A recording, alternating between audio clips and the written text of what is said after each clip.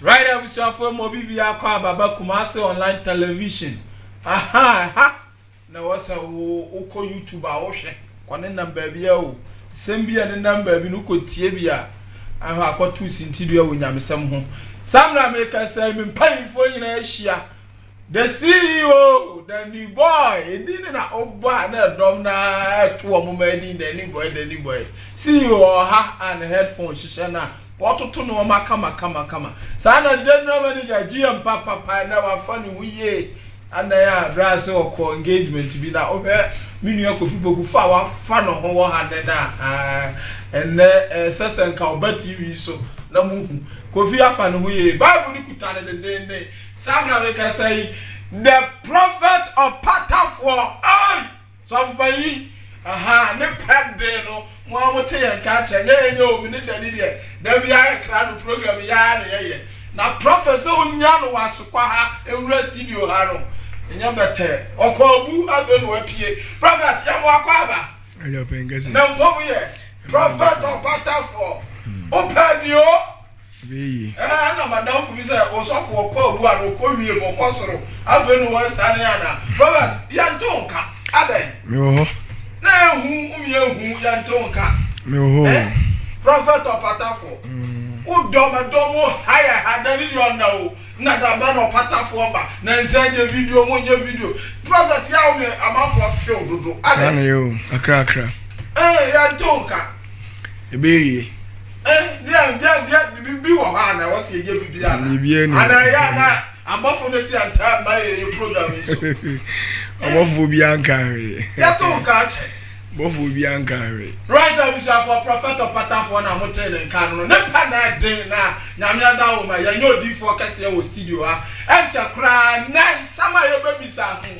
Eyan sama me no mielu ya dwuro mo aye da bi enya me som e wo fie. En na ya be pa ho enu ya kana say sibia be pe sibia ya be ku se ne sitie. En ne ko foku ha menka. Wo de yan tie we ne ya ba Ewiase na hokwa ye bai wotamfo bisa yen humu yade kwankro bi da wo so wafo a wo ne won sinsuo nyina ye yejaw adwuma a wafo nyina ye nya sika no nko wo ye bia na ye basa sika wo di wura wadwadie mu nye kuma enso ne nyina hye wo pe humu bambo wo pe se wo gina wo sika na wadwadie ana wo se humu ha oben emu wani ngu sa ha mu bia so na efridie fre ene na ye bisa se ne fakwa bia so ne he ye chechire ade so aso wo di fonti ye fa ni Kwada wodi for Patafo wa the zenith of the heavens gathering ano odifo yi awurade de ne saka no pa enti se ba huhumu nsam dia oya yirampim wasiedu ono na pata huhumu ntokwa bia enti ne friend wo Patafo osofo na wodifo a wo pe huhumu ngosra ade aye awurade adwuma yo odifo Patafo akira kwai na obeye hia ye nam 0540770896 ana 0206566150 odifo Patafo akunchira nasi bra na kuei wawura pasachia wo bodomja kanchire chire hunade sa wansan antrebu na afaka bonsu jampantudu mirikisi pantampram katachie basa yiri fiado yewo mu awurade difo wo yo Patafo ampa o adwuma right now we aha ya do bibia asesa monya pepa etwe and that prophet akwa biem prophet kofoku ne dwuma odino apart from the general manager or entertainment presenter on the say entertainment ye kapa minyo kofidi e Ghana minim bi obetimi and then to kwa from and the dosio why kwasi abwaji o James Tao microphone ma oni munyina omutu chama kofoku na kofidi nsem bi aba na ama me matra se odi kofinya abotre papa no wa ma mi wiki se obeba program ne so kofi se Kristo ni me kura na ode me yo wo sei wo se no achi wo hia me am bolumba no mo me kai na wo se obi anya me agi wo sei tie ye be yi wudi na ye sa nwom no wo ho e be ma me nya me so magina piru we ko bolumba na se na de lumba bo na be na wa ya ani kwa se bi tie lumba ni wasi anya edimbe ko se be sa de mabba wiase ti wiase nyum de me se ma sa kira me nim le ma mi ko tietie wiase nyum bia na ya ni edin kakra anya okoka maka se o asa wa dule mu asa kira esum ne ha ni twaka wasa asachira no asachira na akobolumba o ka mu say ene na hu akonya as a prophet mo de mo na mo ko hu mo ko so oba lumba mo nyom amachi de dabi ebeye ya tena asasa na mi ko ejata wuo ne ayo umpa asumi ya Christopher ya asachira yi papa yetimi tie mi prophet Obatafo adaoma ewe me da se mi ji obi bia believe so bia wo ye omo ye obi aho ye eje so enu papa me ba enu mami bi me mami bi me mpie me mami o se ne ka chire ne me onsi wo fom na enu UK enu ba bia obi a me chiaw pa prophet Obatafo e wo ha o papa na so be chiaw yawe o so UK ho na wo UK ya chiaw prophet enu si won ti umuja onu afọ video say na enu ache ama dom say mo hwe me ba no mo hwe me ba brother dey na ka chire enu adaoma ya mi shira no ba bi o hwe bia say do ya da me so me ya da na pa me penasem na mi shira no ntre na shim ba bi o bia no nya na kuma so ade ma no right enu prophet what in kan me ba ku bi wo Australia oh he oj e hon so dom di wachi wo Australia dey time kra na me asasi so he for na me dom ni Mecca ni dina mi refi na believe say ona hu ya mi shira o ta frame she bi cry pa anti okay you be am pen asem okay ya mi shira okay with regards to a question enum bia na obi tie ye boni hu prophet Obatafo enum bia ni ho go spoke my money to me any do enum bia ni ho enyum bia ni ho no ya hu nyum na ya ka no enyum bia ni wa ti asfo asase we so a onipa tie ye boni da age nyum a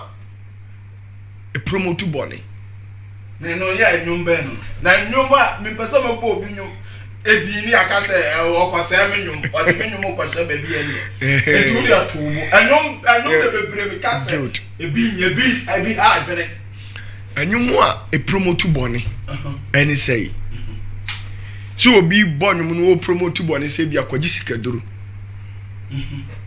what you say o promote boni enye na o say oti ewiase ase sisi ya nyame bo wiase nyina no enema miensa ene di wiase so ene nyame di ebo wiase ma no it is enema miensa no onipa da sani wo rice wo tonwum fa ni nyina ho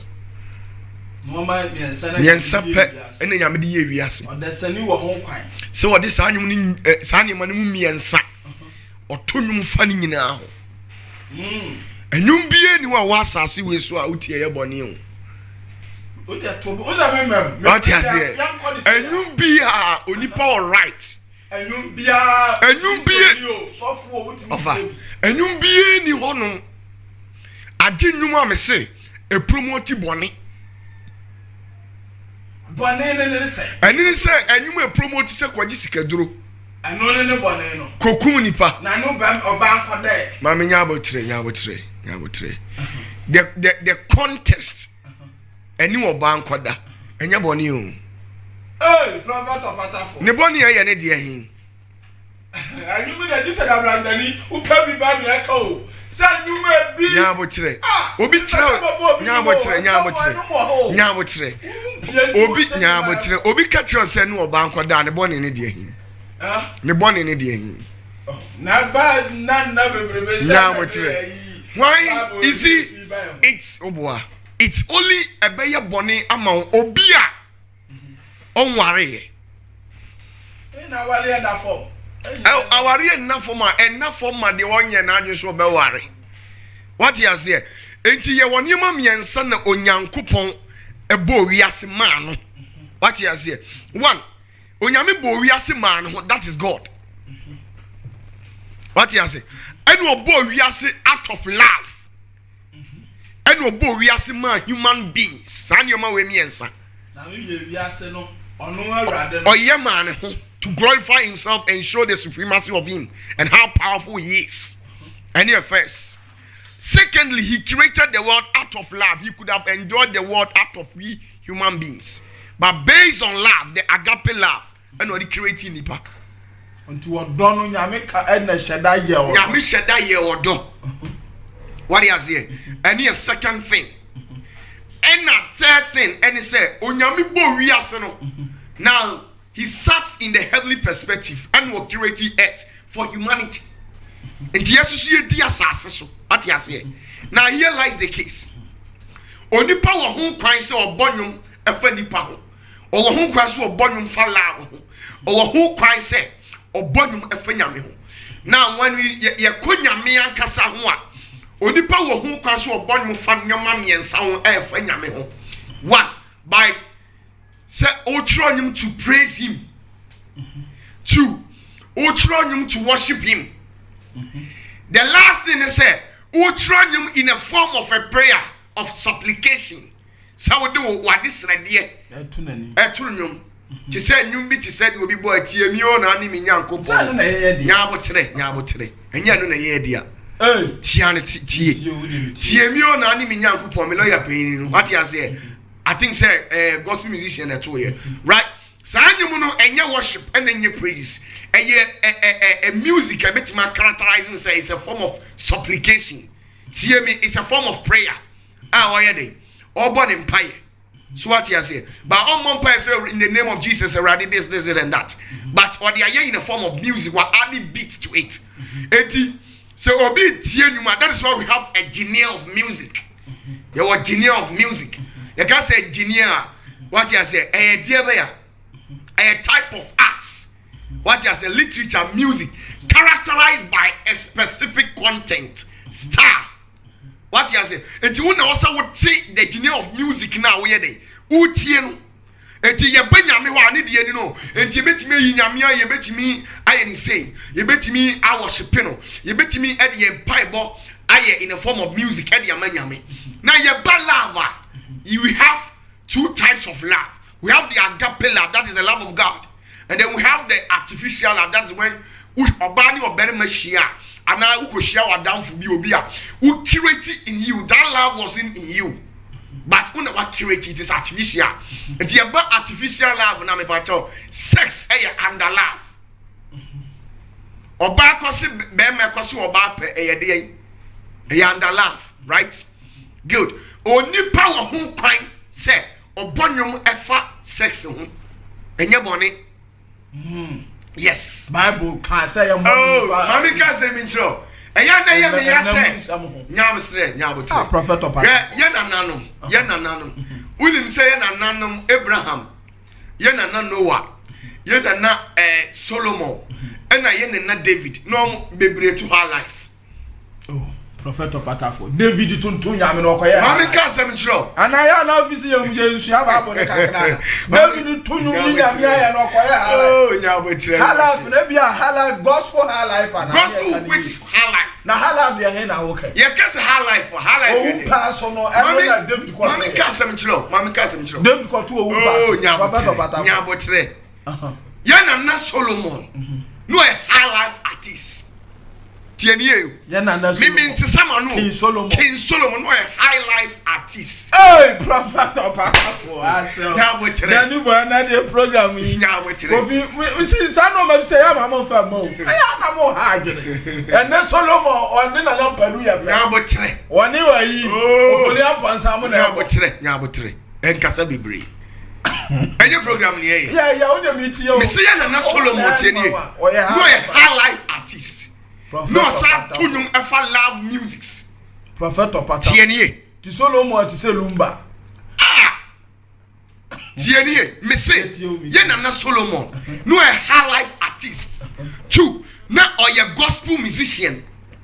Three, no it's or true love or to love songs or love music. Yes. In other words, Solomon. Yes. Na juma no otuntum nyame ni wi osa akoye high life me. Na say nya boni o. Enya boni tutum nyum na wie no. No osa akọ high life akoye ma wi. Enya boni da. If you say ye nananom anu ye nana tienie. Ye nana Abraham no ye tuntum. Ye nana Solomon o ye tuntum. Bible mu nyina de no ye tuntum pa me kura me ye kokko chen no. Solomon. No dey braki pa. O ye tuntum. Ye nana Jeremiah odifo Jeremiah.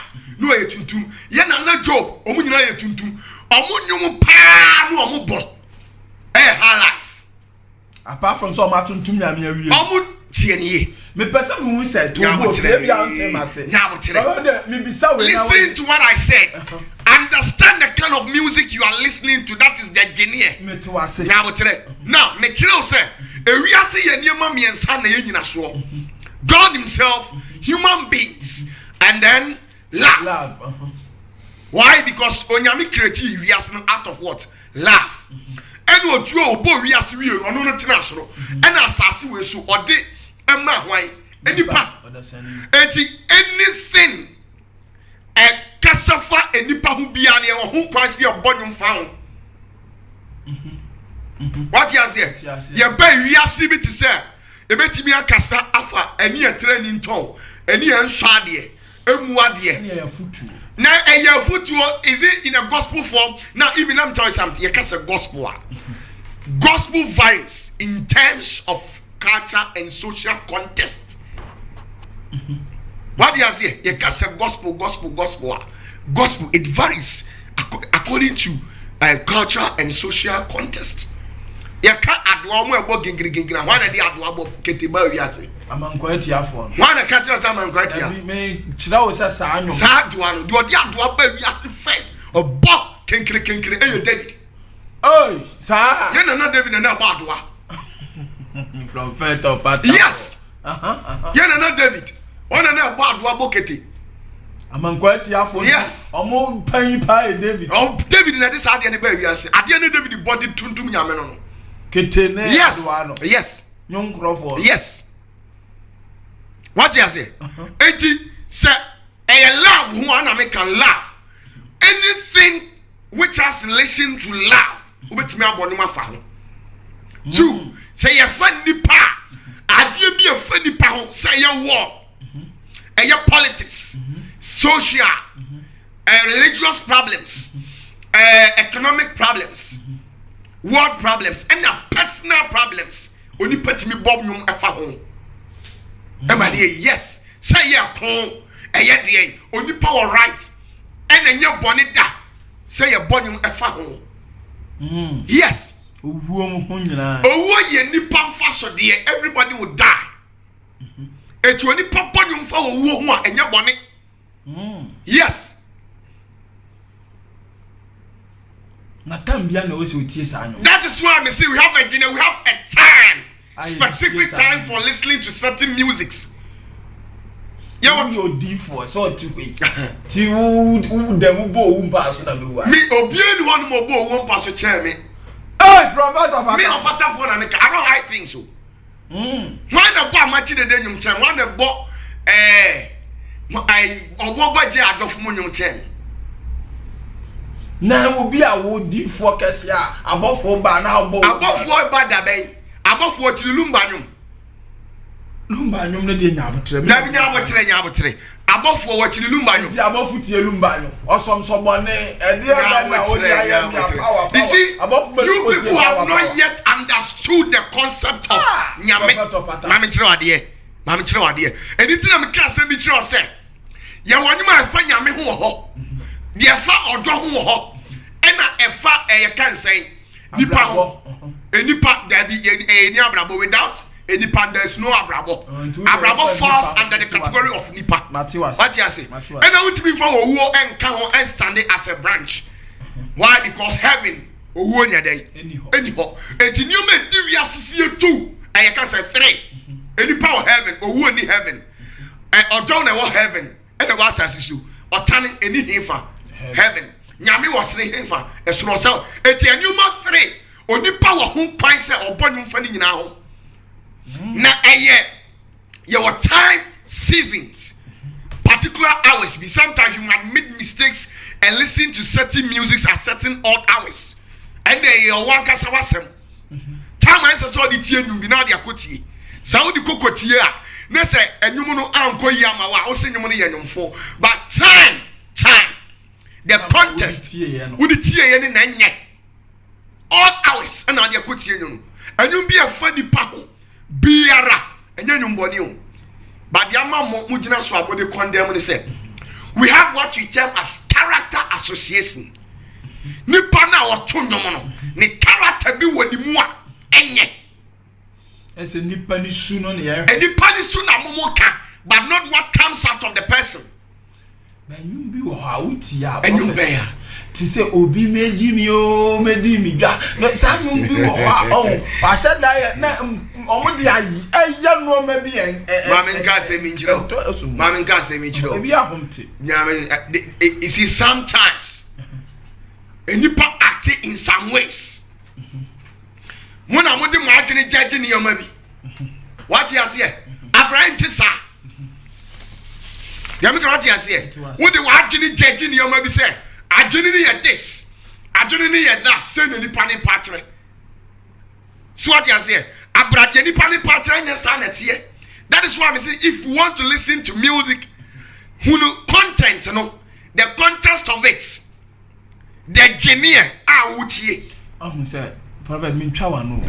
Ma me mla ntie ne na mafu yi. Enyum bi ti say, was a tonga. Tie, enyum we yo. Kristo ni ma pa. Say ya me agimi. Osimi kotie tonga.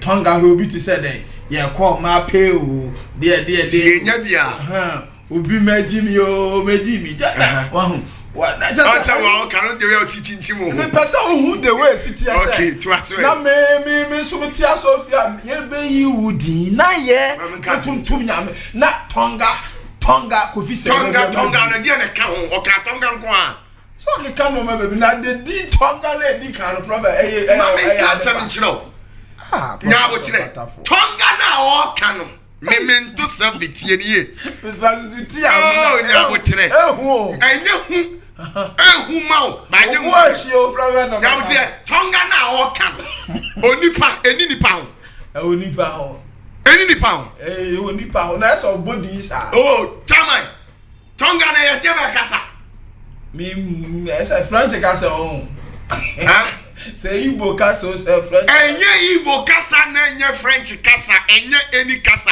it's like a tap Yami what you say muna mama certain things abaya boni na ma kisosuma ye den tinipa timi ma ko ba no de ahokire asesabo no de tiwo na sofu pan ni de o ye de botonga wo ka oh unia sofu mieja obie na ye de tonga na bi na ye de Bible na bie sofu pan ni ko bie ja yi so botonga nya bo tire oh don't that Bishop Penny was it tonga Bishop there obi agent was it there Prophet Obata nya bo tire program there yo nya tinyi nya bo tire say o ma me ho me kura te nya bo tire isi nya bo tire meet you na kan ye na Bishop do ya de ko botonga o nya bo tire oye Bishop me boa wa ware na on ware o wa yere good oni ne yere down oni ne yere na so asa mo danya mi mu na ko da to nyami mu na ya da na ne hin srem nyami mu na da mu mo yi hanamafu bi na ye mo dey akobo tonga na ade da me nyami yire won paso a me mabo tie mi o na ne mi nyankopon na ya me awale na wawale so ma wadi o tie mi o na ne mi nyankopon nti sex na me be no tie mi da bi sa ni enya yi bat na dia hin Emmanuel Danny I have to let me tell you something Oni power right say adi bia na efa nipa ho ena me kire wo no obo ho nyon ye wo character association say character oni pesu a wo de bo nyon no enu na eradicate nyon no anasa a mitigate nyon no into certain levels mitio so what you say ye wo the legal content of it of pain to be tears oh master the first how you sex and kwa ya born me fast sex oba ne be manda ye na na Solomon bobi obotonga me sell bedimi dwa me sell abobi eja oh me opata for na me say me nkase obi say ye na Solomon abo obonyu oya abompo I will go there. I will date your fathers. Unia, let me tell you something. Break my heart. You see, you have to sit down and understand certain engineers. Tiasia. Anybody told me once say me no dey date. Who break my kuma? When you baba answer me no papa na trempena. Na ya de pa. enya de pa kanya kaba good now so yes sir unu obi su betena na obegigini na kosi kwama aseno mitio misja ne sa me de no dabi enya good eti wo kire o say sa wo so de ade a yes say yemi a misuma ye wade a be hyew simple as ABC ti enya bone abonya mo chiri minia enye nyame a won chire o tie de me ka kire wo no me se niam amiensa na ye den edi wiase so one eye nyame odo ena nipa sadie we ne nyame de bo wiase asama fa hwe am wiase bi enti ufiri nyame animu wia mpese metie firi wanu ya pon asole awia kwa nyame de ewie mi wura mi dan ma mitimi bo beji obi maji mi dwa nya abotre me pese mi nya abotre time atmospheric condition enti tam ben na wose otie sa enu de nyame na me prescribe de yama sekotie anyimu at this hours enti yemfa gospel ne yere na o se dey yemfa gospel to gospel kro ne me ne ye ne oba ne na ne yehwe to gospel kro asidere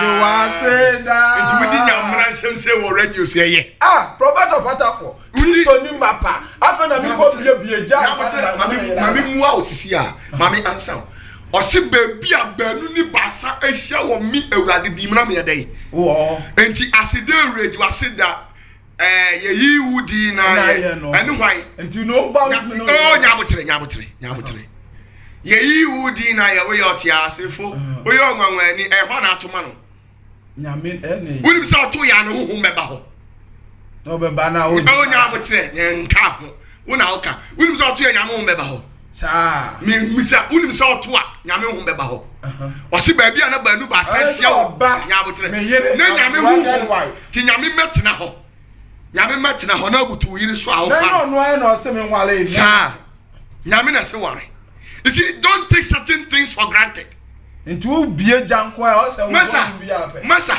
mami tell you mami ka se minchiro we are in the world nimdia suade ya research suade certain codes bi wo bible ni mu a codes e de daso e wo se ye break me se nyuma o se onyansani anim kan yesene nkwasea numto ye ka kwasea numto anim kwasea numto anum promote bone ni bi sese mesi anum ye kire o se kwaji sikaduro kokum nipa hwia obi ade suati ase ye ne o man samfata na obi bonum ase sex a why na ne yire na that practical we say na enipa ye na se free osofo na ogina one ne yire na nenti wode wo yire da no obi wo ne wo ya sofo no wa hunu nyansa antimi amfa nna na amonyom na obi di abonyom a wo ye bonsam say ya si o di promote adwame wo di promote di ai mrantia ne listen mama ka se mi chiro oh nyabotre why na di promote adwamamo wo na wa tofa nyum no na wa misuse no in certain acts unim say obi no apetesi anya boni prophet of Patafo baby ade ne na mama kire wade unim say so obi no apetesi no apetesi unim say anya boni obi ban no mama say on say so be no but have you ever sat down to talk of the medical purpose and the medical benefit of alcohol what do you know na say ye had ye no ade we na wa dwene nya na wo ba no mu amefa ho etuo what do we use gun for sikan yede sikan yede sikan yede do we had the door the boy home by good now what time sikan na de akowo obi I misuse sikan ya o se sikan ya bone so what that saying no alcohol and then come fan nyensa e ma nipa no mmoro nsa ya I'm telling you say there are medical benefit of alcohol antiseptic any sign your money nyina no e ye de ya alcohol ye de ye u hospital ye operation alcohol ye de akikam ebi wa ye be wo panye bi e be nje tu bi a ye de alcohol something which has an alcoholic content ye de paper ho ne ye de awo sene bi e be kumburo na no na ye de we nyina ye we wi o si alcohol na kan wo produce opetesi kan ye bone kan ye bone o na odasani su opetesi na on the obanum asai en na ye bone man timi se yesu human attitude character bi e woni panimu ana ma ade ne ye bone na ye bone ni bone ya ne say prophet obata ni bone ya ne say ma catch say o se bible mu no ya ko iye we bu boss anu bi say o bible asa me say ade bi e fa human beings mu ye ti bone mu fa yare ho yare ye yo yare yare nka nipa ti obi de yare e bone mu a wo se enye ye sex nka nipa eti obi bone mu fa sex ho a wo se e bone enye bone o we bibi ti say one corner mama nka sem you see patapa eyo na boss anyo the character ya wotre the character prophet mama breaking nyum ne down akwa bia one day obepe the character oh nya wotre the character of the boy the character of the guy what you say enu na mitigating nyum no at certain levels you can say one corner as you say you need say one corner or part say manchia baby and tokrum baby meboa but if the guy cannot or obibi and I so be any mutu I was some fifre ankre mienu I was said me cannot ase na adwene mu dodu akira sa kwa ne nwom it would have been one of the best songs in the world nyumfu wo say nyumfu nya botre ma me pese me ka nya botre enum we dey da mi to nya botre o say one corner nya botre o nya botre ma me yes me ba me nka say nyumfu we ya bia no bi agima no asim money say pata pa so me amadamfo but Christo mu de nya botre enya ama bi ti mo bia fon na me kai won fa nche me okay wasa wa no basama no ba me nua no me di bo nya botre me di na bo nya botre now, one corner. Let me tell you something. When you sit down, now Otini may be asia. Now, only pabre a preja padia baby. What's if you baby or could die a heifer? One side, one there be a one say, then in chamber below, a dear, a corner on of one day, one other two corners that head down Percy one side. There be one say. A fun baby now, Percy. There be I never you saw a branch and a corner. Now we try. Say, Oblipa Brepeja Padia. And Percy one corner. Good. Yes, I know. Good. Pass one corner, one cast out the heifer. One corner. One corner. Now one corner and your dahu bu mu jen. Now what today? Now what today? Also, you statement. Now be anything I've seen you justified. Or say one corner. Only pa preja padie. Bebrebe a heifer no de besi. One corner. Obra who sit die. Who sit die. Epra one seat ase na aye dey. Oda enye two seat o one corner. Uto car so to Rolls Royce uto dey one corner. Why na timatena two seat ni me rasa tena kira kan one corner. What you say? Ade bi a be pray wo wi ase. Wo se na aye Ghana president wo ye hwan ya.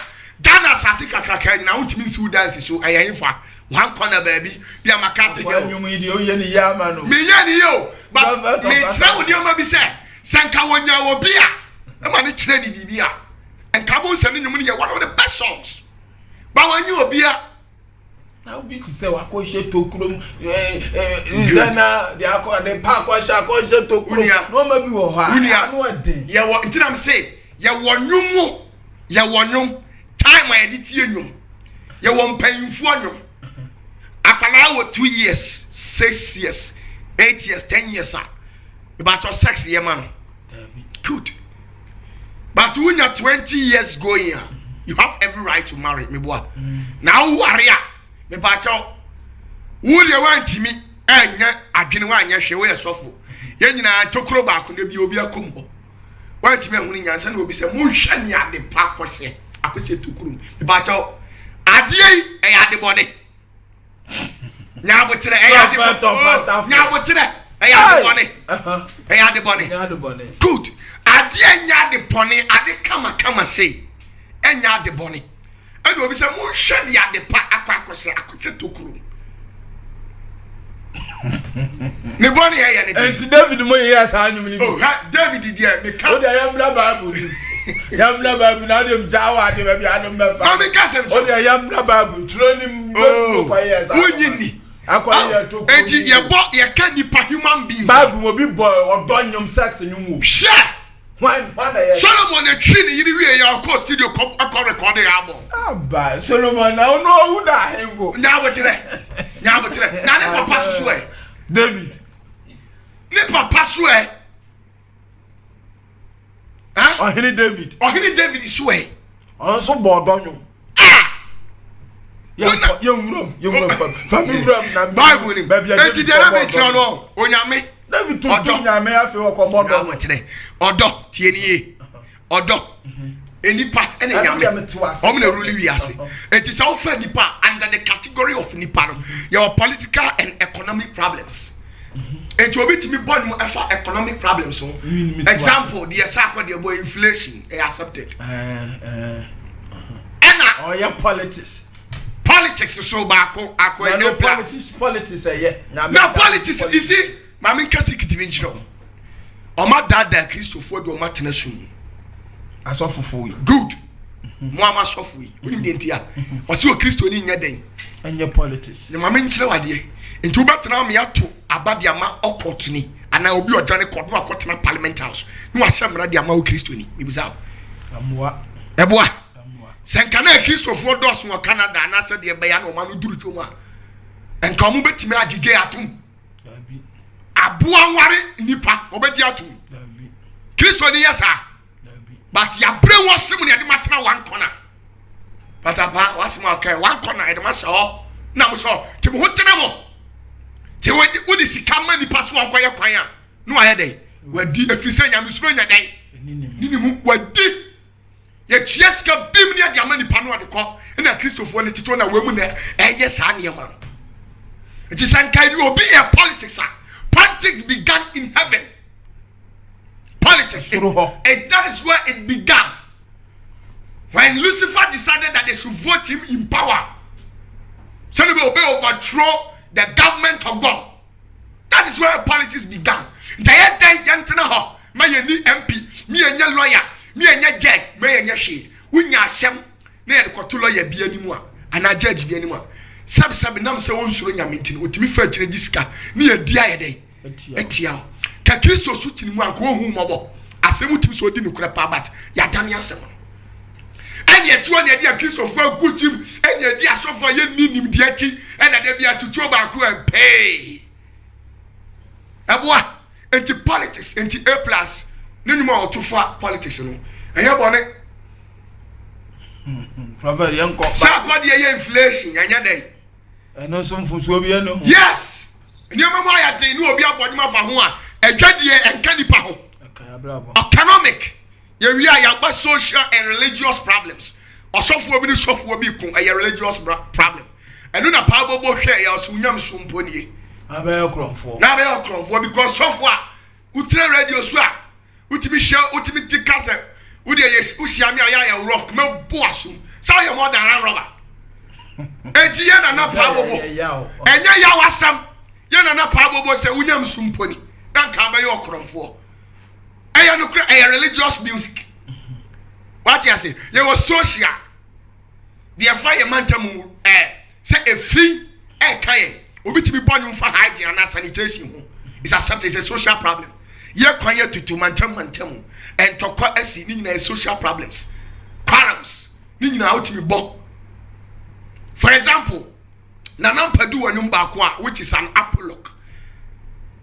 Ye can say an apologue is a moral fable usually characterized by animals. So the abua ye main subject. Now the tufu. What you say? Sanity. Uche na Padu numa adioku okwaduo dia ni nyina apologue. Why you weighing a social problems and papa you personal and world problems. World problems and saying America for ni Brazil for on tokwa when you be abonima for personal obi ato akoma a personal problem which be one on vaho. Ni badu do say na broken heart wo wiase. Ni nyina timbodum fawo. Nti atretene yam fom so obi enu. Me tie ni o me si enum a e kire nipa se kwaje sikaduro kum obi ye say ena enkwase anyum to na obi bo anyum fa sex oba ne be man hia mudi a enya bone wo na opɛ ene wa mistake ni wa kotie anyum na wia emfa ne ho patro ti ase etiniama bi wo ha me patro yan hwade Solomon first album launching wo ewiase anya me te soro ho so se anyum ya me de highlight Solomon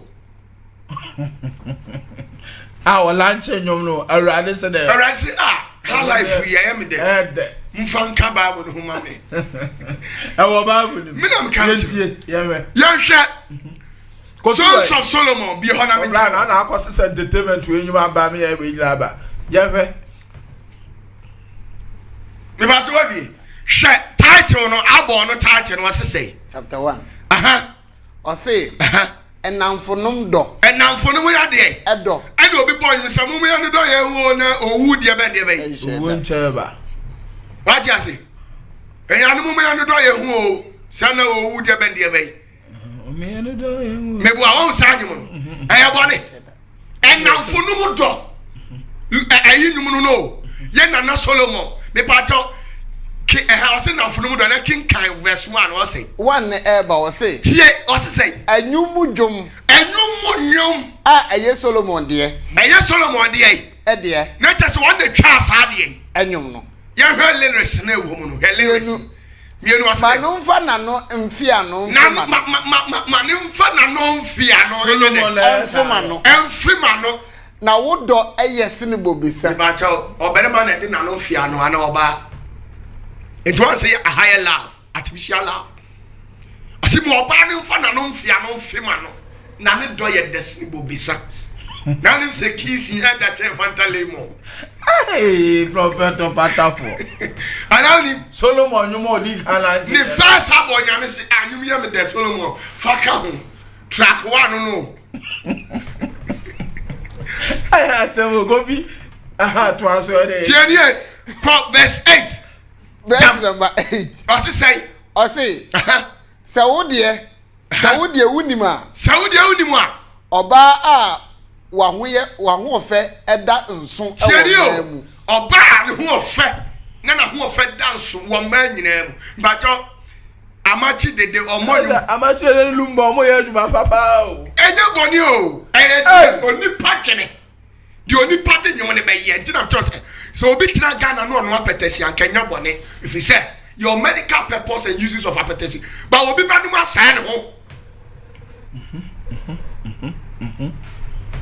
to aso 8 no work esi o say Fredi fa enyan no anamonso ati asi Fredi kan ten no ne hwade edu o say wo konso efe tiani o obi say ayi na chambos na ni abadabadaba ni nyina wo Bible ni lumba ayi na Solomon e twa sa anu mo ha life o se u kompu do ye dey o se u kompu onumu u kompu ye ka so ba kompu mo e hefa ni kon se de sia yi round efe oba mu ba ni kan 15 edunum asa danias she asa be kra na de o se she tie ni o hu ofe me dofo she o hu ofe Solomon no lyrics no nkase Solomon kase lyrics no na waniwa aya abro no waniwa ye de ai abro no ma wani abadabadaba se de ye na ye nua panini na champion de bone mo enyo bone mene me yire na tenam de na champion him pani abadabadaba na me de tonton me yire kanfo na osi ano ye bone ani ntuma ko bonsam nyem anna wo de mo pani pa mo de mo ko bonsam nyem sa Christopher sa tie dunsia ne edu sa ro say she wo de wo hu ofe me dofo ani so ani wo so ani ye na ye nso ye from wote mene ne da ya na ye de from Solomon mumpa de asemu Solomon na ki kasa also the first album no the first album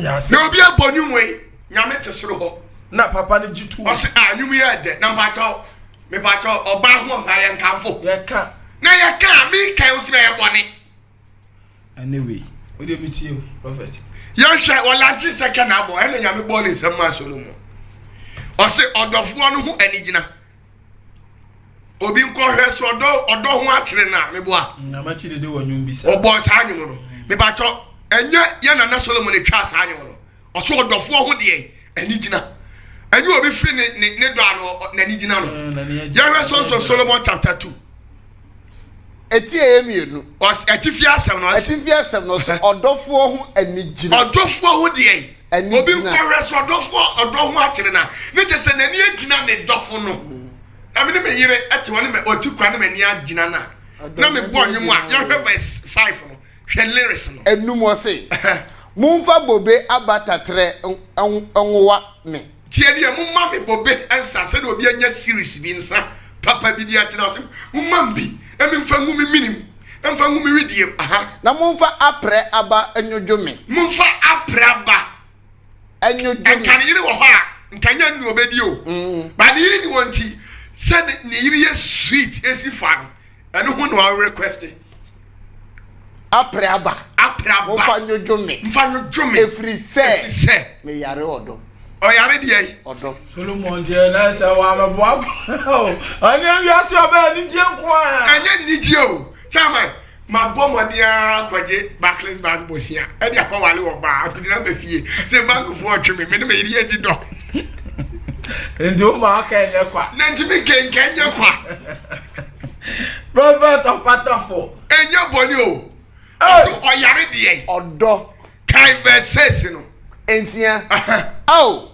se ne nsa benkum hyemitiri ase a anka obari wo hana ne nsa benkum hyemitiri ase a na nka ne nsa nifa aye me atu na nka ne nsa so ne nam na chini na ho a aye na tu aye atu hahag cherio ko ba ne wo ho a ka ne gire wo ho a ko de nsa be wura ni na patafo nsama akikanesa so for ma high power anya me na ma ha say e twa hag kura ne wa pu mu aye una wo ana na mo ye say una so be di suffer woni ni di achi anu ode wa hye one corner he say unim say a Christopher omudem omotena de bia me ka wasore unim na asetena ni din e friend ye roro I didn't a Christopher to na aware anu omole relationship roro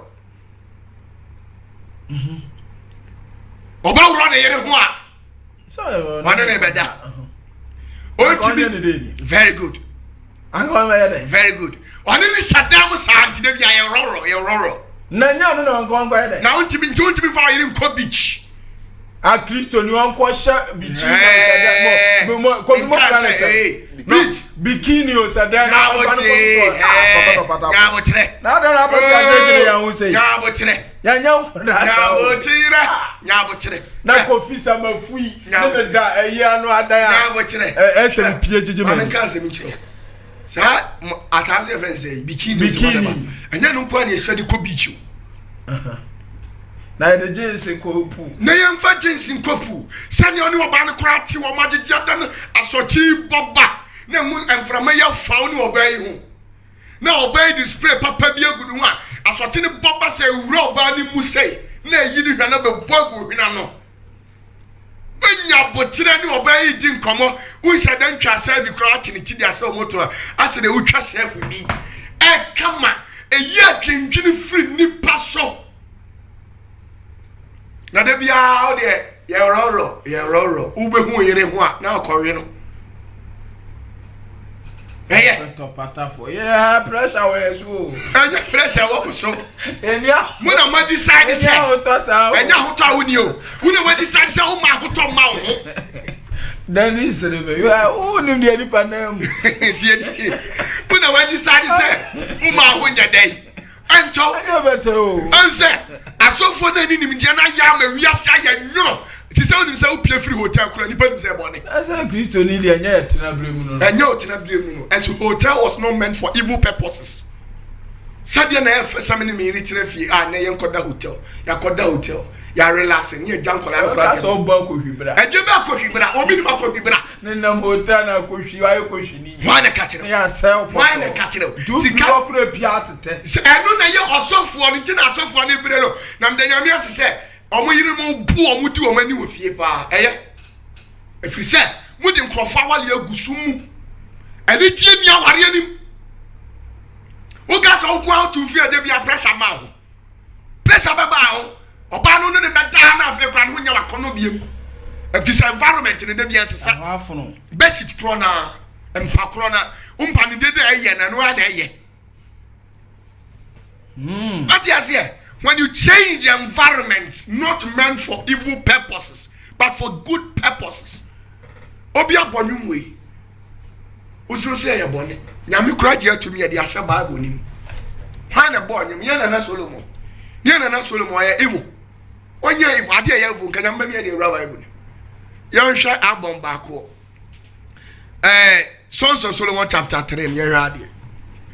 Verse 1. I see on the phone day. On the phone, no crazy. Hana Bonum be a fan, and how much did the booby? Lumba Moa Bobby. Lumba di obi. Jay, I don't for my day. A booby, who saw me a bonnet. A Brian and none of the high life in the Tatian and Solomon high life no more. Where high life artists.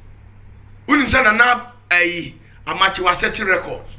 A match did it. Now much did that. Now much did it. Yes, the record the record is about high life. Was say yes, I see in it. Yana Solomon about high life, yes, I see in it. Oh, nti Solomon no di hene no nyina okodi akonya nyina no. Na nyo odi hene mo na no obosa anyum. Solomon di hene no omonym, odi hene na no otwa anyum. Ti sa ne nsem okan nyina no te akonya. No te akonya so no otwa anyum nti ebu anu afiri garden mu ho. Na one ne ofiri ahemfie na owo garden a wagina enua atoa, e kasa atoa. So ni matoa. Na wadwedwe bi woni garden mu enwan di agro no oba no. The year no, I could dead and I said at 12 tia or 5 when you have what you saw by the half. No, the young video. Oh, channel back. Let us wrap around them ringtone. What are you telling me? King Solomon. Yes. Yeah, baby, yeah, tuntumo. Tuntum, yeah, high life or bugger high life. No bonesa and you be sofu payini ube fan pumachi no but obi do be a quiet sano and your bonnet to be a sofu payin pa oh masha solema a dead fear bompire pa and I see the ubo be do be a quiet who prophet of another man found a man so a dumb warrior ya would be a koya. You be a super dance near Babana or or being called so don't watch na I had the painting batch or Sasaburunti mammy. You man, Kumasi online television and when you go so and that Prophet Apata for us, I'm a tour about 2 hours radio while London is straight away. Prophet. Sasaburunti, mammy. Let it be a fasting. Let it come from the baby. That's all you do, Mamma. It's the young man with Dima. Maybe what did you mean, Dimano? I asked some more. Robert, Auntie, young cost, young court. Kind verse 1 was a 1 was a Mempaso, or the swum, and I may share the Mecra Dono. No, Mr. Shep, just saying, sure be a Tama 1 number. Now we hear you. Now, one bestie. Now, you say, now for Bano or Kai. Even a 2 Solomon. No, they are born. I said, the swim is swap petty. I want to ban and why you do, you know. TNE, as I say. Mrs. Shan, Miss Shammy, Nancy, who know, my friend, Nancy, one money, why yet? Kind verse 4 and 9. Me certainly won't kakra pet. Me san who kakra pet. And I mean, who knew dear me crowd don't Tierney. O share no san who kakra pet. Said will be a share or ban was so bape. Oh, therefore, we sure sister who was smart but Thomas Thomas. Solomon church yes, and just will be born for a pessia and your bonio. Na problem is say one me born you so baby o muden in the room see your and the money your bonny and come da suban padi dia kan yam fum so bia. I said they na no for am ponsa say was satra na musa say mi musa say satra was satra say if so wonu ma ofura kwasa agbo na nya wone 2 say ye wiase nyum epromotu adwama obua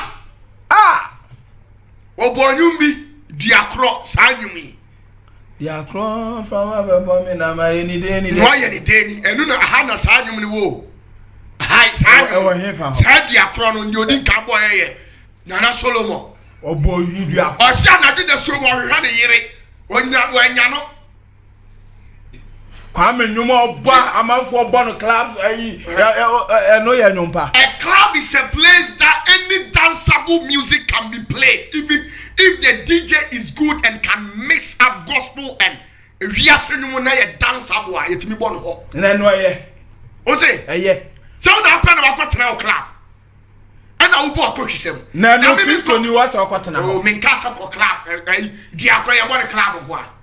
And I did so for crowd and I could boy with them. I assume so. Hey, go body abra gospel be bregu. I can't say to nipa ntimi you odon hwe o. Odon wa nipa nu. Enti metime dam. Enti ya mo gospel ni do. Me pese me. Ana pese mu say ma me nya abotre. Prophet opata. Akonya me yere. Ya mo gospel nya abotre me ko hani mu. Me ko hani mu. Me ne me yira ware ne. Sofo panyini ma ware nna ne ye ko so mumre me ofori amponsa oh nya abotre what me da nya abotre ene me ma ware nya abotre ma ware ena me ko akodi mi hani mu ikoduru ha o so mumre me lumba tokuro oh nya abotre ma koduru ho me betie nyuma ni ma konfa oh ma che nkwa be di wechi na say your gospel oh nya abotre oh ma che nkwa be di wechi Odi na ti nyame kwa ka se eye and then yes sign ko di opanachi awu ma o ya kronkron ma rade no o ya kronkron na ho na ka cha so no oba da ye bone ti ya hot me request say mumre me lumba ma me nyum bi dua kro ma me na me fa nto ase na hwedie bi ti kwei na mo oba nya abotire nware nwie empe 19 bi enhye pa hwe ni papa bi mu na se na jiji to akonya ne ho ne mu hoseka as of by no to me kasa momra me amachi de obi odo bi ade odo nti na mi sun amra wo sa anyu odo nti na mi dia rehuwe odo ye we se wa ma mewu unim tu nyina prophet oh masa mi obi obi nim sa o bomba ya tonso no me body ai me body do bata for body ni di ai akoma no me dia manyame me mfanye bone ba body ni di ai odo dia sa tie sa anyu ni nyina ade ti na mintie enye bone yes ediakro de obo ediakro first na hu se bi ti se fan se no de mate wase so fo pa se wadi hanimu na o boy o merade medu achi de ano be de ani ai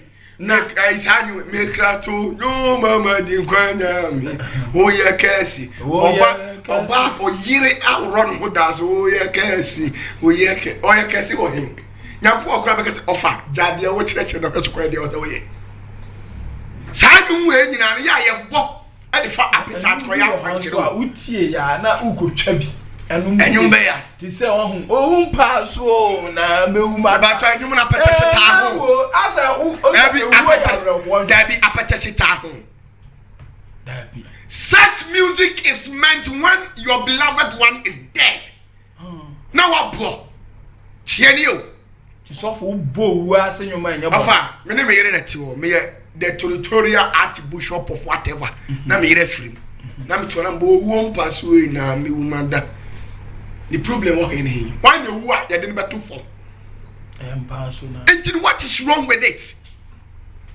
you know what I'm saying and ya ma haye pa any pana o ko tie nyum no when he or she mistakenly listen to certain music at odd hours and they any on why money problem agent na ba born my for don ene odo e wo oba ne be mantam kitawodie na woni ere enti so wo de so ko ba jaman ya o se e jamanfo no ene jaman ne de ayi ka wo yere ene obodu akuro ya na sinarela ya ene o yere to na wo bo na ja o ti a ka wo nse obetima tie num na fa appetite de akoya akwanchira na do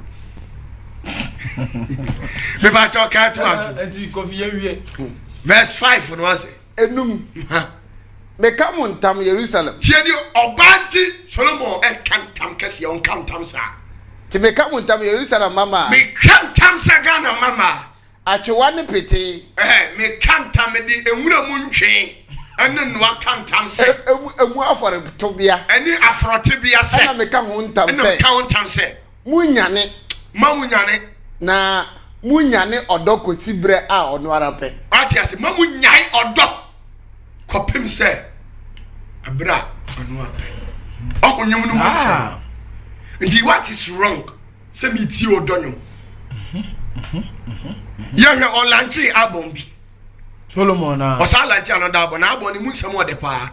So Solomon chapter 4 ha odofo no ahofe. Odofo na ahofe. Activism. Also wa boy mu de camfo ma. Say de ya bra lumba yi. Obo wa mai. Yami chama. Yami shram Ghana ma. Ghana ma mo sorry. Ahofe. Ya na ye nua yi. Ai ba queen. De otagbo akutia ni mi. Nana champo. Also boy ni Casanova. Sa nyum. On say a presima. O se Ghana ma mo ho ofe o. Whatever. People cho. Ye na Solomon boss habit no. On so ye bi. Kai verse 1 o say. Share. Ohu afe. Medofo. Share. Ohu afe. Na wani wa ya abro no mani. Wani wa. Wanim kata nimu. Wanim chese yase obaya nimu dua fe. Wunyi etise mrechikuo. Wase na ni nwi tise stretch ahoma. Wasa the confident. Wase ni nwi the 3 nwi tise stretch ahoma. Eno ye na ai obobaja adofo. Wase obi a woni ba ni 3 nwi tise stretch ahoma. Enu ni o. Toaso. Wose tise nyantembere. Wose obaya simu jire eni kume. Wase obaya de simu ofe ase woni di so. Memanka.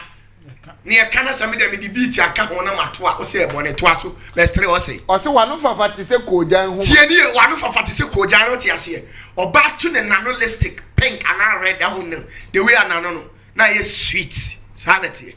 Wase wanu tise kojan. Ai sweet. Toaso aha. Na wanum kasa so ode. Obey tone power the be kasa o. Well tim sa wase ye gu. Toaso anade. Wasuntro mu tise atoa ba. Tie ni oba na suntem ye kase oba suntem ane ne ha. Wo hwe oba bi ha pa ne the way anwi bi afa hospital. And the real city as atoa. So ni matoa. Said ye fe. Any said yes now kono city yes. Oba ni maami awo na mpa toaso. Enan. Wo kon esi so tia wa. Wo kon si so oba ne ko tia kama. Said David abatenten. Said David ya ne papa David abatenten. David I just Solomon like kasa. Oh minia, I lyrics so this is the lyrical content of the music. Enum wa say. Wo nufu mienu te se atweneburuwa nta wadi sokoko. Nya wetre enye your story ho. Osi oba ne nufu mienu te se de. Atweneburuwa nta. Atweburuwa nta, oni ma atweburuwa nta. Eye nkuru ate sepe hwe oba yi nufu sisi wo. Onya abotre yi mama emframa fam. Na ne fe. Mi a Jimmy nsem kura o de ye. Le ko bi ensi ana. Ensi to oh, mo fasi. David 11. 11 Dubako. Ose. Wanu soso anyumu no. Ose nanu soso tese o kisi oba na nanu nsuo no ewura onu Solomon mu a ohu de wanye. Oh my efro. My efro. Ene nyame ani je sa ansem no. Yanke tro no Bible ni. Na awo ni nufufuo. Kofi nya botama mi sa mani wie. Odi kofi wi. Wase say awo ni nufusuo awo wo techre mas. Ose ewo ni de nufusuo. But one kisi oba hu say ewo ni nufusuo woni tete. Afi kwachi ni bisa. Prophet Opatafo. Ensema wa wani a kofi buju wa baba. Mo kan. We pa susaso be na ye Christopher ewo we. Ma men ka sem kire he. Oba bi apen kamfo. It is only when you cry to one to me come for now on pet. It is dear pana FSM and me yiri dampem. No Christo ni me yiri ti dameso. Na me gaso hima. Wanu nsuo de. Wanu nsuo de de. Oba ne ti hwa. Me ni tiri ma ye de. Entina Christo for my binum 80% omunim sex yo. Hwe ni ba ma no ade kofo ba. Nenu su ko yes ano mara samo. Emu abey. Kronkro ye o. E dia kronkro na wai. Yasi ya kronkron. Wa he. Kwa yesa na se wani kwa je no ho agisi nyame na. Oboa. Ofa. Ede bia ho boa masa tamba de akwa. Na wotre oboa. Wasi ba bia ba nu ni ba san hye wo nyame mu no nyame wo ho. Me ne me iri hia wo mpamu a. Akobambo de dey so dada na emom. Me ne me iri ba ye more lie, more chilling. Ye ba ya kwankyere ne de mesrew. Aho nyame wo hom nsane wo ho. Ade ne ye wrong. Utuwe na wo yire so ne de bia na odi watema wo bepe. Ti Kristo ne o so otumi bob je. Abuje ni sa de power wo yire manu se wo wu. Mami nka se mi nkyerɛ. Mami ka se mi. Papa palupa. Mami ka se mi. Kristo ni papa palupa. Mami ka se mi nkyerɛ. Mami ka sikiti mi nkyerɛ. Ene na sikiti wo wi ase pa me ka ne a kyerɛ. Kana mi tie se Kristo ni papa palupa. Yes. Mami ka se wonim se. Kraboni a wo hwɛ me. Baba. Wonim se one ne yire ko. Wonim se omo ko aware na se. Sese. Nto kasa. Sa aware bia. Good. Wonim se omo ko. Good. Wonim se Kristo ni bishop bi o hwɛ me so ko. Wonim se omo ko. Ba agenti na agenti baba wale emu nsam ne ati Kristo ni ne de no. Say kasa. Enya kasa am kasa o. A Kristo former ma wo poor performance in bed. Na agi ate ho no nim de nam ne video mu. Nti won kasa. Is a Kristo for your power. More power. A Kristo former man you omo waduro. Na yese nyame ba ya se for ahoden su nyame na pu mu power. Ara man kasa mtiro. Prophet Baba. Ye ba ma. Bible class for ahoden mama. For ahoden mama nya wo yire. Na wo ba ne de anya yire. Wo se for ahoden mama. Ma chi. Dodo akabia ma. Wankasa oba. Wo yire. Wankasa man for ahoden ma wo yire. Wo yire de also power. Na wo power wo yire say. Wo ba so kan say. Prophet. Wa ware wo ba de na ko trafie. Wo de o twe wo ba ma pa. Christopher ma ebinum omu yi omu huadro if say pastors some of them are so dumb so the catchers are masako yo huadro no wonim say ebinum kwa nim say wo tete haban a wo yabonsam na say enum aduro good udopi so fu ko oh nyabotere yen ka so dopi wo bo aduro de don't say certain things yen ka se ko dopi na koye de kwanuma petese ne ma ko frafra na wo kra na enkonoma en kwa ani na nye dopi nyabotere oba ni be mampo opa busama na ehwem no so obere mako bro na sabe nse tu na hunu ade beda no so ya obere papa an kra de pimpe ya obere papa anyanse o men kan ya botere what it here champion e de prekasa aka onnom ye eyi widiem eyi sisi mama mai ama sabe wajina na so o se edopi Imanu e doping. Na ni se da bi. Good. Enye doping. Enti ma me kire wade e. A Christopher mema bi mu nya omo aduro. Problem e ma ware ni sustain ni no. Ono oba ni ura ha e 2-3 minutes. No da hot or dia. Why say na ntwi a yakrim na hwe wo. Me chechi. No ma bebiri ye. Wade de ma. Watch night oh there never go watch night number cha wo yiri edi ntimi nji wo fia watch night na wo ye no faso be na wo so ko ya sorry guess you ko ya dia sorry ana wo be to na baba enya abotire ti ba bia to be se na o mu aduro na baba huru ni widiem ti wa ti amelia o ti ma amelia ti am frɛ ni nua be ma so o megye no enu nti baba ba amelia so ma on be so o be dey obeka ba won performing to we bibia na we no ta. That is the problem. If you say Christo asofo ni bi ignorance and ignorance and eku omo ti be perform it.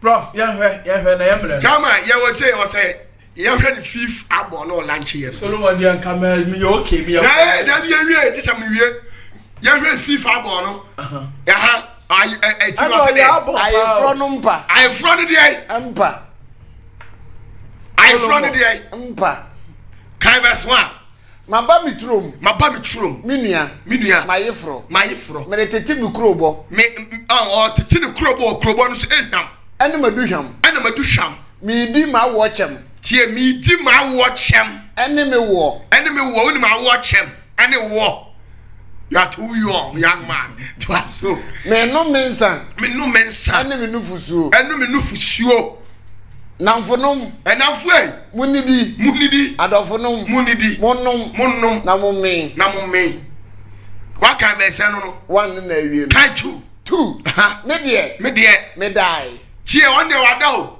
nanso na makuma nyane on say utimi force wa ufi wo ba bia utimi force kata wani da enso so na wakuma ya dey enyane ati sa de akomode wo nan ketenkete achew odon ketenkete timi chew ebi na chi Solomon no to aso tie verse mienu na wie tie me dofo ana obom se hinimi opuru hinimi o me dofo na afe na me ba hana boss anyim no lumba kura o opuru lumba obi our latest track no okay kotre o say miensa mayi matade tie ni o ha na hia me yie no ha nyina ha na hia me because obonyum no fa I from pa and was we Natalia e dey na ye den ma hye obeda sha Natalia bra wayi so onya de oso ye be de wayi hye to aso ma hohoro me na ho se de afrom pa ma ye den ma ye hu fi ma de ma ye na hu fi se me nya de ma ye me de ma si forma sa na me na hu fi to aso na me dofo de ne zaka apono no o de ne zaka apono no ana makuma di ahurusie guys also oberenma agbo oba ho ka na de oso obesra no on the way oba de ye neat be man si ye fa ye nitifa hohoro ne dem ho tisiesie mpa no o di microphone bi ensi ye si ye akope flower bi de be twa tutors na nim wa ye ho kama spray ho enti wo ho ne ma beti kokoko na ye oba na bo so akoma ade ye a chende wa win lottery 8 billion enu bi ni o no obi abosa nim na o say e money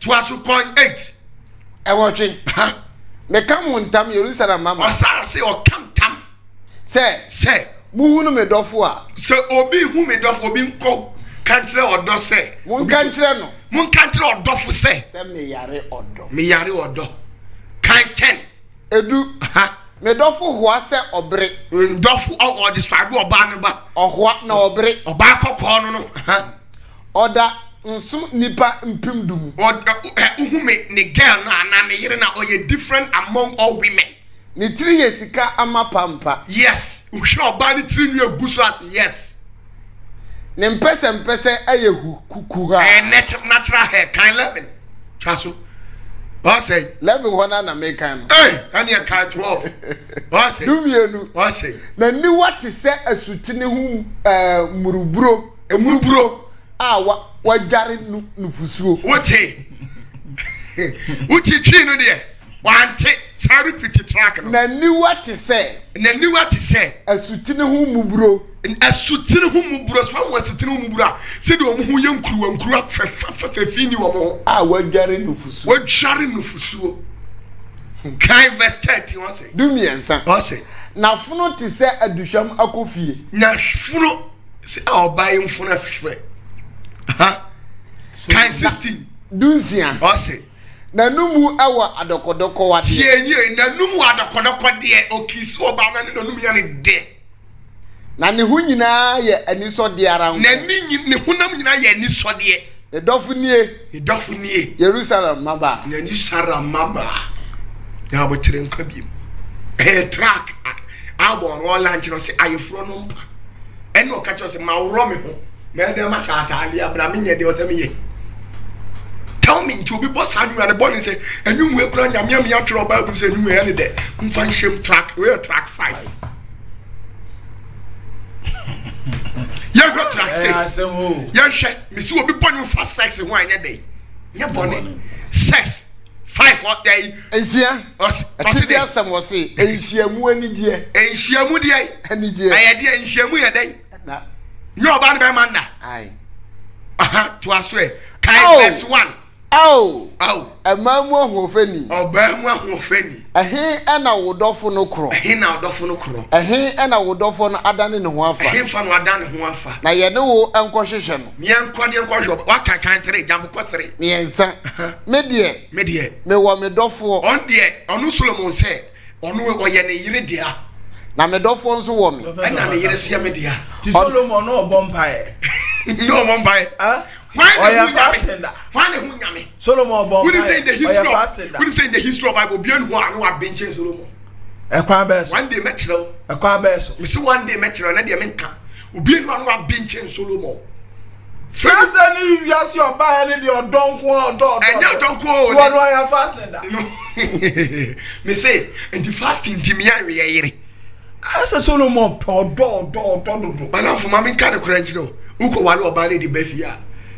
Enya kwasiada any Sunday chichi nsinti na akofa ne bayo. E ko sum ya be e ko yeso. Sa. Ni nyina ka ho ba Solomon de ande asa wonya tam ye odo no. Na wonya akofo oba de ne betre fia nti wonya tam ma no be nya tam de amasasa bonsam. Ufia baifuo bo wonya tam ma wo. So wonya tam bo 2 hours in pie. Edi break ufia baifuo. Prophet of Bata. So wonya tam bo pie. Omo be say. Omo be say na de obesiesie wo no wonya tam ma de obese wo na nya tam ma no.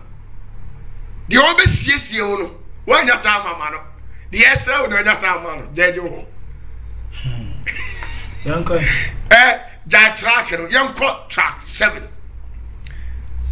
Track 7 e he no. Nkomo boy yanko ma no ne yire ne otwe we oware oba no okọ honeymoon in 3 days and ofa oba ne ko kina garden ho na yentie ko ye we ya na ye free Solomon ho ani enko me wo ba bia do fa nya go kire tu aso enkomo bo said ya wo mpaboa mu anamontu esi fefa audition fa mpaboa be hia me ho na boss anya na me nan kira bosia latest track Solomon kura boy.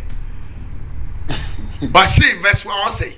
O say said ya mpaboa mu anamontutu esi fefa.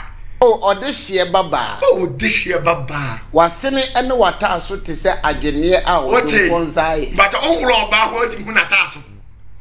Oti hu na asnim. Ana o kamfo no. Solomon dey fasting dem nya so ye. Ba nya fasting na hwan nim nyame che Solomon. Verse 3 nya hwa de bi. Unufuo mienu te se atwereburu wanta. Atwereburu wanta. Hwe oba no fo as. Yes. Twaso.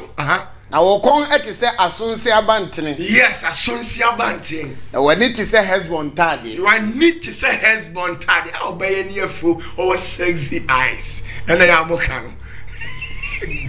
Twaso. Enum utri esi so oso se camel. Tie.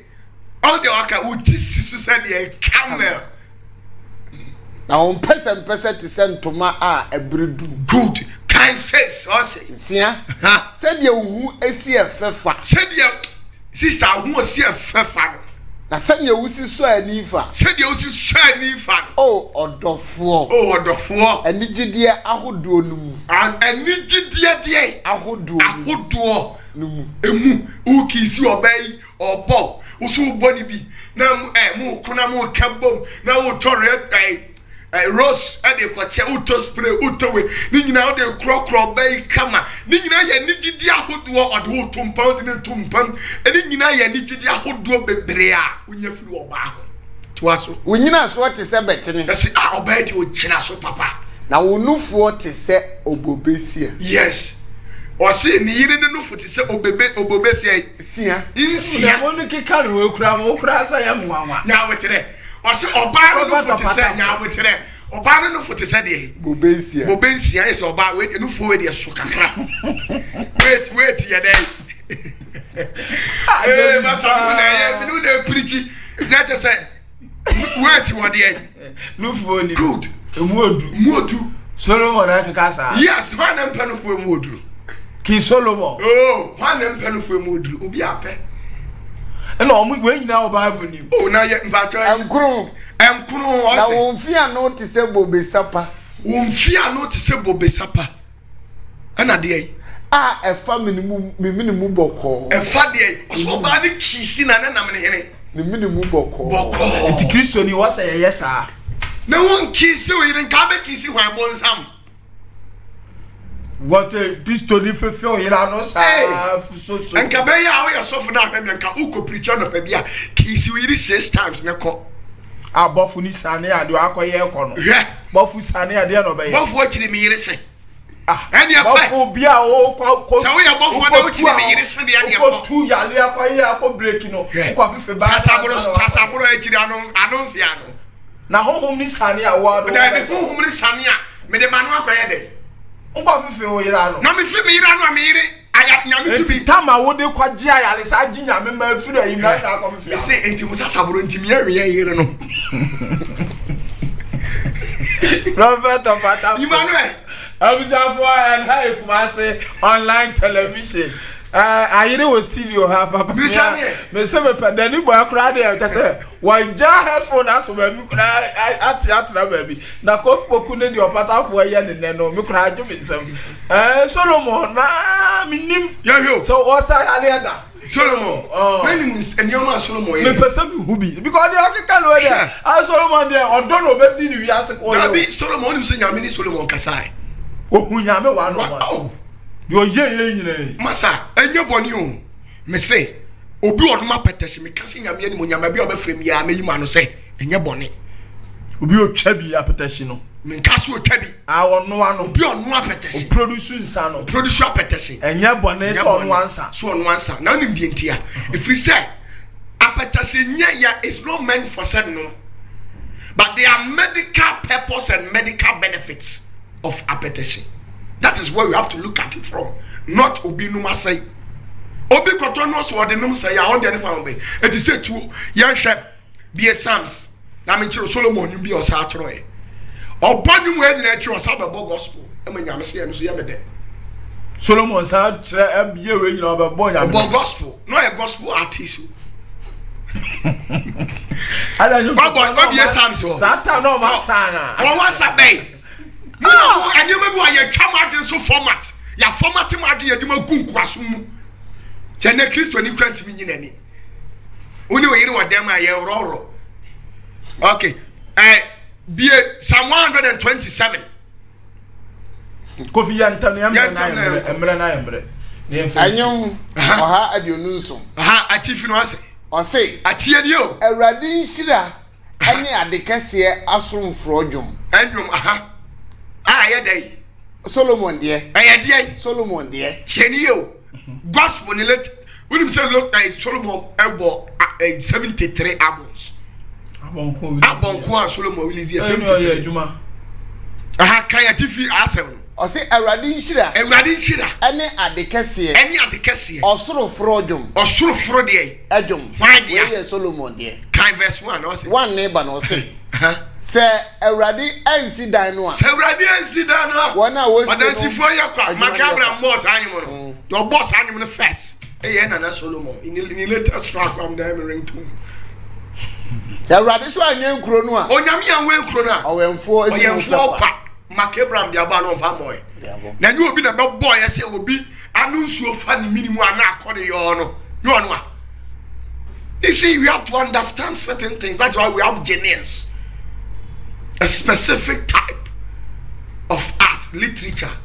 My convinced. Music. Prophet of Ata. Characterized by. And that's yamu. And that dear watch let's say. Nyame afro. Because when they them say menya wo de ayeyero pa but watch them say Christopher no mo bebre yinim. And na di enya iku ya wale bebre. Prophet nyame shiraw. Na kofi me da ase na so wo abo adwuma. Na prophet yan hwe. Afi ba na wiye.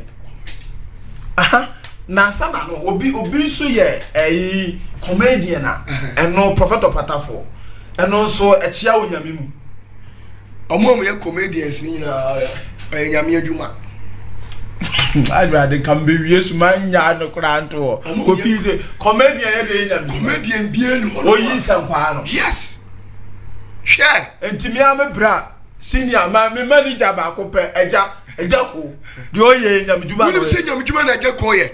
Ejako. When you say Ejako is me general manager. Good. Ejako CEO. Yes. Ejako one and CEO. Man catch. When you say Ejako is by profession or ye doctor. Ejako. Yes. Dear doctor. Good.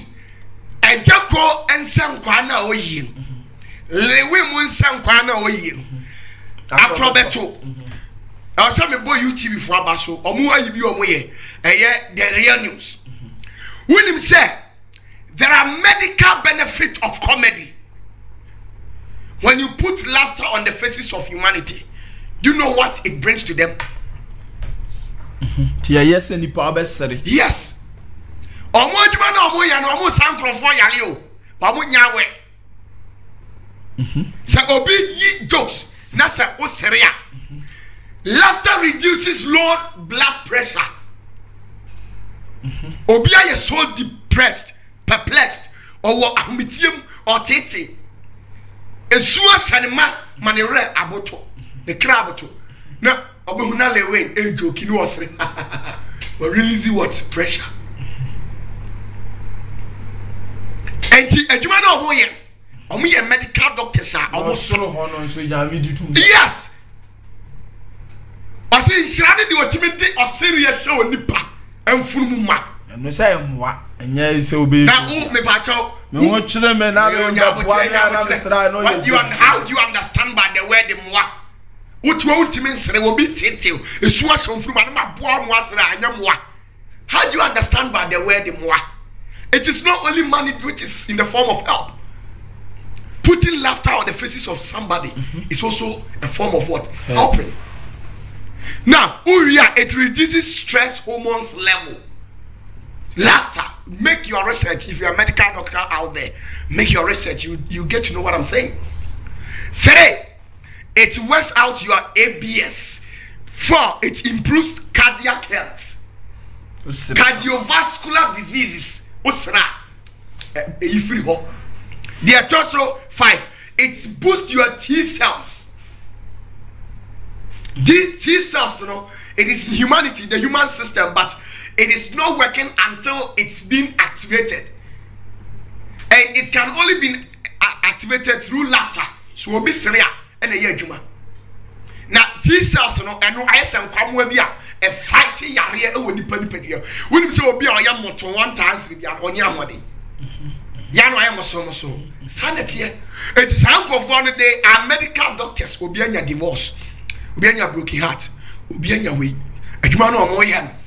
Now it triggers the release of endorphins. I always say now I trigger endorphin. Do you know endorphin? Endorphins are the natural painkiller in humanity. Most we take us every year and call out to Mr. Now to Tonsa, baby, neko endorphins, no, and it comes out of laughter. Now, say yare way, say you may system, sana, unipa, a serie, eh. It's a joke, Eduma no Muyano. I was saying, I don't know, I was saying, I'm bunny doctorate. So, we Juma, Papa, and your Juma can see your Juma. Omutin crofo free and wasium or how ateti my name impetu woni yariem obia kwamaniemu ama sem or junior na ne sorti na jako ayi asresem jako yes especially jako the primus inter pares ajako the primus inter pares sabrofo and the title the primus inter pares among his colleagues. Brother to Batafo. Ancha memo maba abobo abaso. Na say waju omo tumu pa. What you say? Lewe mo comedy omo ye akrobeto. Na nama magram de nyame gisa microphone nya. Yes! Eye nyame tuma. Enyo bone. Me say o character dey association. So onipa ni suba nya eno nkire say de wo ye na ye dey. Enye Obi wa titi to news hampofo ina yes obehwo movies atie omo show movie na wo sere na wo yare ho otugu wo ebi a wo peba eba na wo nya bi na wo set tete utuo no usu na wa sa de akobutu wa bompa ya be 10 years ni bi eba na wo nya bi na wo sie su tete ni wa kwetira na wo bo areho no awradi ebie kwan ma me awradi ebie unim so obesu na say tete tiemi ona ni menya nkopo enya nwumbo ni yo ba me pache so be sa tete mo but when you get to the way you ma o kra kofom ma o kra kofom to me there certain music I don't listen to it e be kun kra atia say eti awhanum na o tete obi edu atebetwa aboa be hu so anya ajako na oyi asresem saa ma refi kra refi ha wa mane so Ejako especially is a primus inter pares among his colleagues. Private opata for na busa for mote ne nka no yamre na yeme na samre prophet afini ko na wie ye wonim say 31st ye be yehu ya te won sem bebre bi kura etwa take it wonim say 31st no 9th of Rams na me kasa 9th of Ramsa eno na wo mo abani nyina na ye decide say te yampa se Mose wo ho a ye pese ye bompa ma ye ni biem ye hu Mose ana yampa se heaven wo ho a ye pese ye ko bebi se yampa se asamado hell e wo ho a ye pese ye bebi ti wo mo mbaba wo do mo nyina kwa asamado dabi baby wo be decide no omo baka say ye pese ye heaven ye share say ho ti me ne dani ba heaven ade ye be ko bi e ye 31st December wo ye be ko heaven anadwo no over nsem we besi unim say next year nsem mebre ene besi na nsem we besi wiase nyina so wo baka ne ni nyina meka 31st watch night next week kra true prophecy na aye nsem ho nsem mebre o aye be ye ho ye be fra wa mo aba na unim say me lanche o you be 31st na wo di wura mu next year na ma hunu say onipa nyeska ana yare ya dani paso sese ye dey eko me lanche o you are all you need free one pa me ampa why your body yes we dey on ton mental powerful all you are you need 2020 me abon papa unim say 2020 ni nyame si form brother no bala for yes nyame ba sa yes 20 abeden alasia onu asia enyi good eduru how be nyame sane 2020 oh me see me relax me opata for me I don't lie I hate lie Trinity ni be adwuma from God's side and Trinity from Lucifer's side be adwuma omunyira ba sa shi so be anti 2020 ya fi mu ode ti wo de me nyan kasa be nyame ba Jesus ba kronkron de so hada on the hada da omunyira be kan omu sane 2020 good na Lucifer so how Lucifer nyanko yi ana otwe ase no Satan no otwe ase na ba kan na nsam be si 2020 no e asam kase na me nyina no e be koso 31st December me ho wo be yiri nyina pie yes na onyame na me so me de be sabe kan obi attach obi a one pet gift one person when any be young guys you need power bra me impartations amam onyame be sane ankasa 2020 me I don't lie nyame be sane 2020 na ni mo nyam 31st December 31st I'll command things that are not to come. That is me. Prophet when I say it I'll do it. We mean come to me. Right I wish for it's 31st no afi me ba afi ya for the so shehe afi because 31st na aha be kata wa for the so the second December the second week of the second Sunday in December yes and na oba for the case and obi abeti me dia boa bia o ma boa bi ansa na 31st ya wura 31st ni dia me say oba o ha ho ko ba bia waboka if you said 31st nyame to me pa prophet patafo e die ma ye nyina echi yes amfo na kire die nto aso e die ma be na mkan this year e baaye and next week ye hia enya agudi ya be botape no I review usinsuo be to afa kura de enra de ba bia mte kura na airtime oh until this 31st December ba bia wo bia bra want me amana wa abrochi na ahwemia suma ohuni pa no mra 31st there but imagine all you need be famro and you free tie ni all you need free all you know free prophet opatayo and that your warrior free bia na me dey check one pa yes mra Daniel me na me dey there me dey check Danny me check crop ya ba bru ya hu ya kura di na chi o ma e free and I free me cho bia bi bra wa ma na sa me pa cho e me bisa brantam 31st December for bi bra na dano ampaye bedwa abisa for ye do bi ase amre na ye mre o te me kofi pokunka on the country na ma ye Danny boy the CEO on the chinchim no ma o te prophet or pattern for no one day na ya shabo next week ni prophecy a wodi tu dwa early this year yes graph ni ma wodi tu dwa ye be review ni nyina o ka se nsuo beto na afi we nsuo bo wa se abu nsuo na afi kura de edru anwumre sa na me ra ho atama mi ko fie kura na ya ma dwedwe enra ya bridge ya yira faso ka say mi ko dru fie na ko bo one shan come nsuo tete say aha ene edi djuma de ne besie me din de wo say kofi dodo na ehwe ya chiachia mu nyina afia yawe bebia mu obia ya chiachia mu ma bye